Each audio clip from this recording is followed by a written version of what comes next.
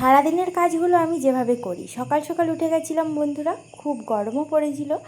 আর সত্যি কথা বলতে আজকে মেয়ের স্কুলও রয়েছে, ওই জন্য আর কি সকাল সকাল উঠে গেছি। চটপট করে বিছানাটাও কিন্তু এবার আমার গুছানোর পালা, কিন্তু মেয়ে এখনও শুয়ে রয়েছে।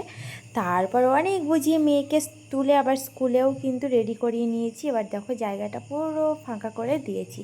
আর আমরা গরমের কারণে কিন্তু একদিন নিচেই শুতাম, মেঝেতে মাদুর দিয়ে। তারপর এই দেখো এঁটো বাসনগুলো পটাপট ধুয়ে নিতে হবে। তো কলতলায় এসেও গেছি অলরেডি। এবার চলো ম্যাজিক করে আর ঝটপট করে কাজগুলো করে নিই।